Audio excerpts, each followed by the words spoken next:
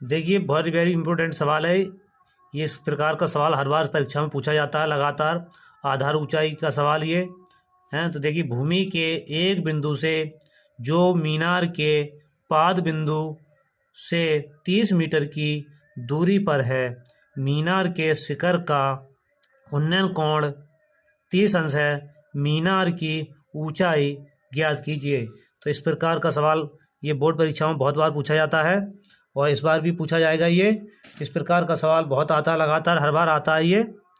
देखिए इस प्रकार एक चित्र बनाएंगे, एक त्रिभुज बना लो, एक त्रिभुज बनाएंगे ए बी और सी। देखिए यहाँ लिखेंगे माना माना माना मीनार मीनार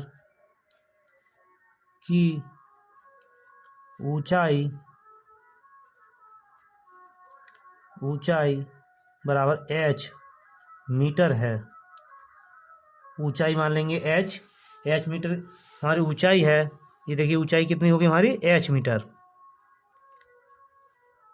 हमारी ऊंचाई। और कोण उन्नयन कोण कितना दे रखा है ये 30 अंश। उन्नयन कोण कितना है ये देखो 30 अंश। ये कोण दे रखा है हमारे लिए 30 अंश। उन्नयन कोण 30 अंश है।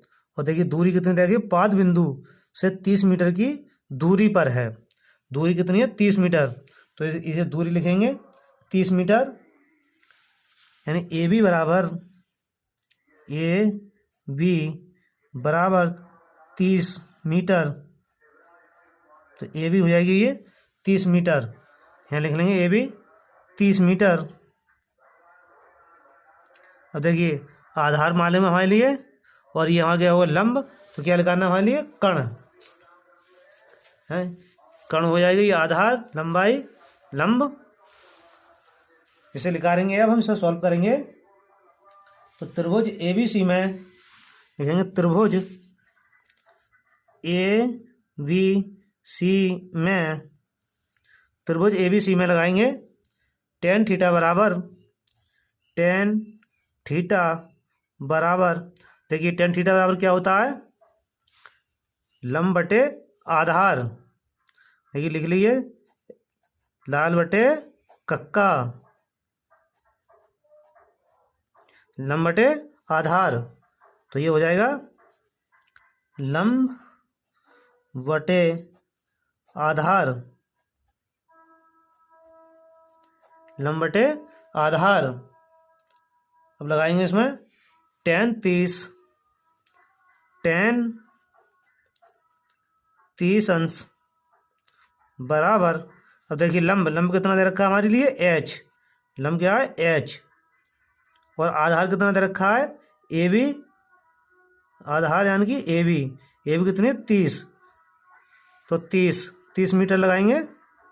देखिए अब tan 30 का मान लगाएंगे और tan 30 का मान कितना होता है 1/√3 बराबर h बटे 30। अब 30 तिरछी मल्टीप्लाई कर लो। देखिए √3 की गुणा h से करेंगे तो √3h बराबर 30 एकम 30। अब h बराबर लिखेंगे तो ये हो जाएंगे h बराबर 30/√3। अब इसका हर का परिकरण कर लेंगे, हर का परिकरण करेंगे इसका। तो देखिए h बराबर 30/√3 गुणा √3 से ही ऊपर गुणा और √3 से ही नीचे गुणा कर लेंगे। तो h बराबर 30√3 बटे रूट से रूट कैंसिल हो जाएगा, हट जाएगा ये। तो कितने बचेंगे 3 9 30। तो h बराबर 10√3। इसका आ जाएगा h बराबर 10√3।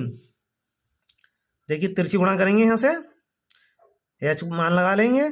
h बराबर हर का पढ़ने करें 30/√3 गुणा √3 से ऊपर और √3 से नीचे गुणा तो ये देखिए 30√3 और रूट से रूट हट जाएगा तो खाली 3, 3 9 30।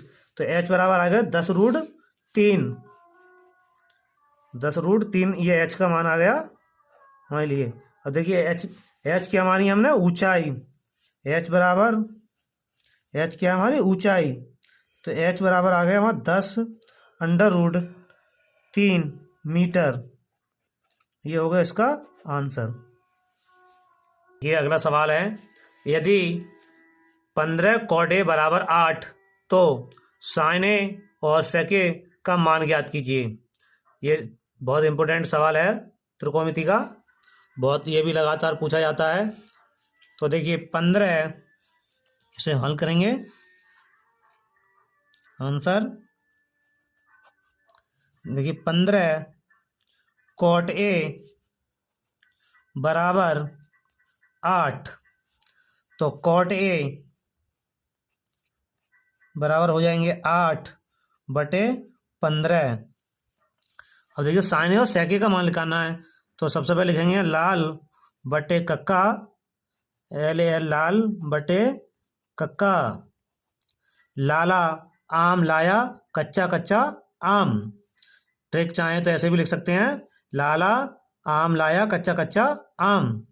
तो देखिए cot A बराबर क्या होता है, ये साइन cos tan, और tan किसका उल्टा होता है, cot का। तो क्या हो जाएगा, ये आधार बटे लंब। tan बराबर क्या होता है, लंब बटे आधार। तो cot बराबर हो जाएगा, क्या हो जाएगा, ये लिख सकते हो यहाँ पर, लिख लें cot थीटा। cot थीटा बराबर क्या होता है, क्या हो जाएगा, ये आधार बटे लंब। और tan थीटा बराबर क्या होता है, लंब बटे आधार। एक दूसरे के उल्टे होते हैं। तो cot थीटा बराबर 8/15, यानी कि cot A बराबर 8/15। ये क्या हो जाएगा, आधार, और ये लंब। तो आधार बटे लंब ये हो जाएगा ये। अब देखिए आधार पता है, लंब पता है, तो चित्र बना लेंगे, पाइथागोरस प्रमेय लगाएंगे। तो कोई एक त्रिभुज बना लो।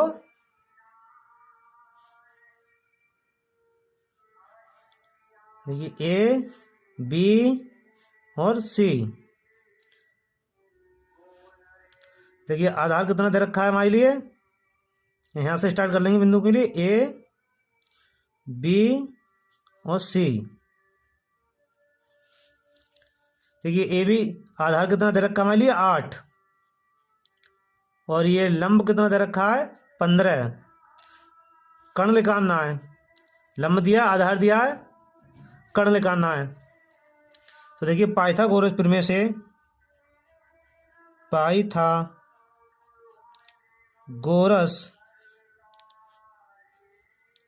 प्रमेय से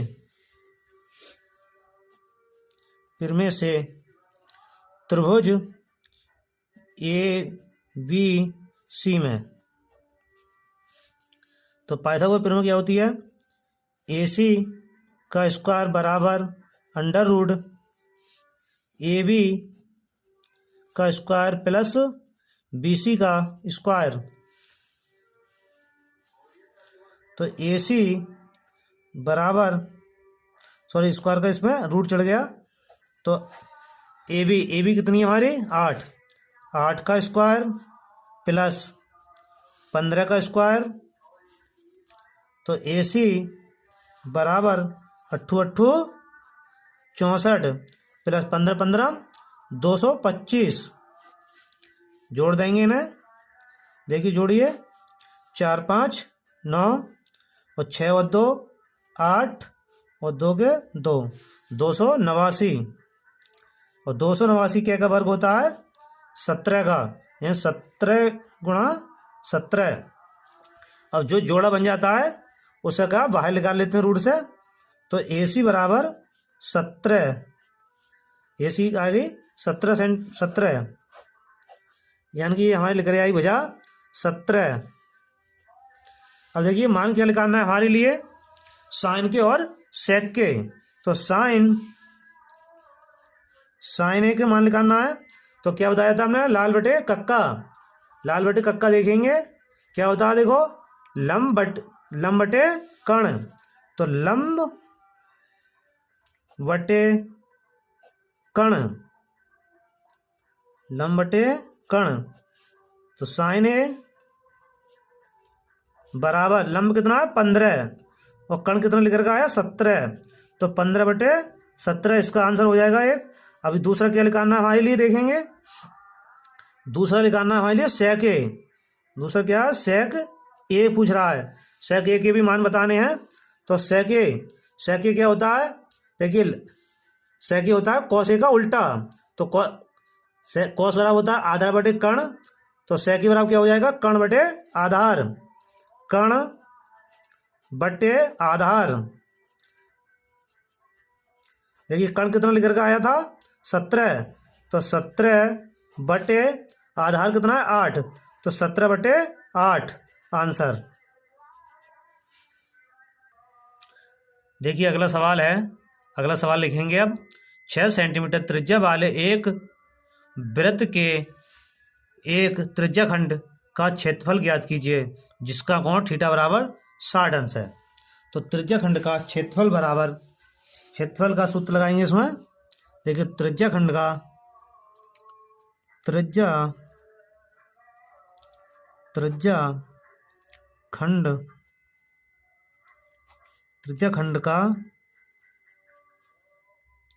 का क्षेत्रफल। देखिए त्रिज्याखंड का सूत्र क्या होता है, पाई r स्क्वायर थीटा बटे 360 अंश। तो देखिए पाई का मान कितना होता है 22/7 और r कितनी दे रखी है, देखिए r कितनी दे रखी है 6 सेंटीमीटर त्रिज्या वाले। तो r कितनी है, त्रिज्या यहाँ लिख लेंगे, त्रिज्या r बराबर 6 सेंटीमीटर। तो देखिए r कितनी है हमारी 6। तो 6 का स्क्वायर और थीटा कितना दे रखा है, थीटा बराबर दिए हैं 60 अंश, थीटा बराबर 60 अंश। तो थीटा की जगह लगाएंगे 60 अंश, 60। देखिए पाई का मान 22/7 है ये, गुणा 6 स्क्वायर में है तो लिख लेंगे 6 गुणा 6 और गुणा 60 सॉरी बटे इसके 360 बटे 360। देखिए भाग करेंगे, भाग करके इसे काटेंगे, 0 से 0 और छतम 36 और 6 से ये 6 कैंसिल हो जाएंगे। तो कितने बच्चे हमारे पास 22/7 गुणा 6 से गुणा करेंगे, 6 दूनी 12 हासिल 1 और 6 दूनी 12 और 1 13/7। चाहो तो यही आंसर लिख सकते हैं इसे आंसर। और चाहो तो 7 से 132 को 7 से भाग करके भी आंसर लिख सकते हैं। और चाहो तो यहाँ पे भी पेपर में यहीं पर आंसर छोड़ सकते हैं। देखिए अगला सवाल लिखेंगे, निम्नलिखित का माध्यक ज्ञात कीजिए। माध्यक ज्ञात करना है इसका, 12, 19, 14, 25, 28, 22, 20 और 25। ये माध्यक बहुत पूछा जाता है, लगातार हर बार आ रहा है सवाल। तो ऐसे देखिए सबसे पहले लिखेंगे आरोही क्रम में, आरोही क्रम में लिखेंगे इससे पहले, आरोही क्रम में लिखेंगे। तो आरोही क्रम में जानते हो आप कौन सा क्रम होता है, आरोही तो सभी जानते हैं। तो आरोही क्रम में लिखेंगे इसे सबसे पहले। तो देखिए सबसे छोटी संख्या लिखेंगे सबसे पहले। आरोही क्रम में क्या करते हैं, सबसे छोटी संख्या लिखते हैं। और सबसे छोटी संख्या इसमें कौन सी है, देखो 12। तो लिखेंगे 12। देखिए सबसे छोटी संख्या लेते हैं केवल 12। 12 के बाद देखिए सबसे छोटी संख्या कौन सी है हमारी इसमें, 14। तो